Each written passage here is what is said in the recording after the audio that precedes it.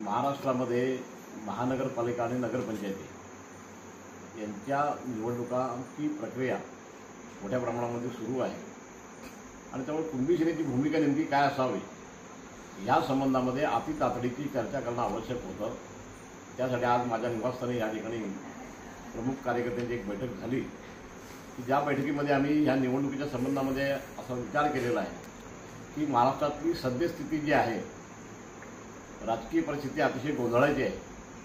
अनेक राजकीय पक्षांचे तुकडे पडलेले आहेत आणि ते पक्षांचे तुकडे पडल्यामुळे कोणीही सबळरित्या निवडणुकीला समोर चाललेले नाहीत। या उलट शेतकऱ्यांचे प्रश्न जबरदस्तरित्या ऐरणीवर आलेले आहेत। गेली अनेक वर्ष शेती हा व्यवसाय मार खातो, कुठल्याही पद्धतीने शेती परवडत नाही आणि कोकणात असलेलं तर एकमेव भाताचं पीक आहे, त्याच्याकडे ह्या सरकारचा भयंकर मोठा कानाडोळा झालेला आहे।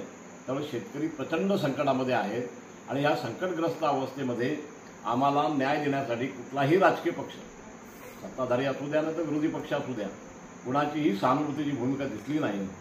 या उलट जाती जातीमध्ये ज्या भांगडी लागल्या त्याचा तो परिणाम असा झालेला आहे की महाराष्ट्रामध्ये एकनाथजी शिंदे मुख्यमंत्री असताना त्यांनी शिंदे समिती जी नेमली, त्या शिंदे समितीने घाई गर्दीमध्ये 57 लाख मराठ्यांना कुणबी असल्याचे दाखले दिले।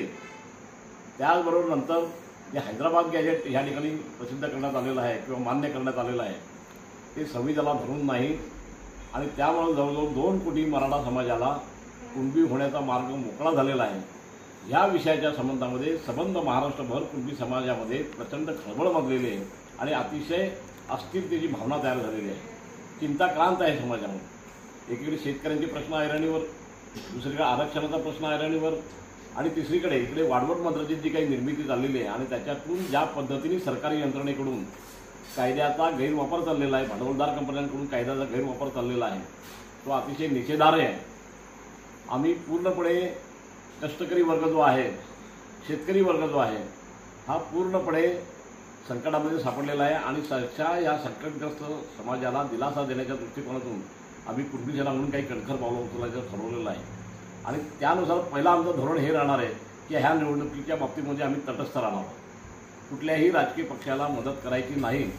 या उलट आम्ही जनतेला असं आवाहन करणार आहोत की भ्रष्टाचाराच्या आणि अन्य एकूण सगळ्या पैशाच्या धाकधपटशाच्या मार्गातून ज्या पद्धतीने निवडणुका होत आहेत हे अतिशय निषेधार्ह आहे आणि ह्या विषयाच्या संबंधामध्ये जनतेच्या मनामध्ये अतिशय चीड आहे आणि ही चिडीची भावना का तयार झाली तर ज्या पद्धतीने आता ही निवडणूक प्रक्रिया सुरू आहे त्याच्यातून गरिबांना निवडणूक लढण्याचा एक प्रकारचा त्यांचा अधिकार आणि हक्क हिरावून घेतला जात आहे। गरिबाला कुठल्याही प्रकारचा वाव राहणार नाही आणि ह्या विषयाच्या संबंधामध्ये सरकारचे डोळे उघडण्याच्या दृष्टिकोनातून आम्ही हे पाऊल उचललेलं आहे। या निवडणुकीकडे आम्ही तटस्थपणे पाहणार आहोत आणि आम्ही असा निर्णय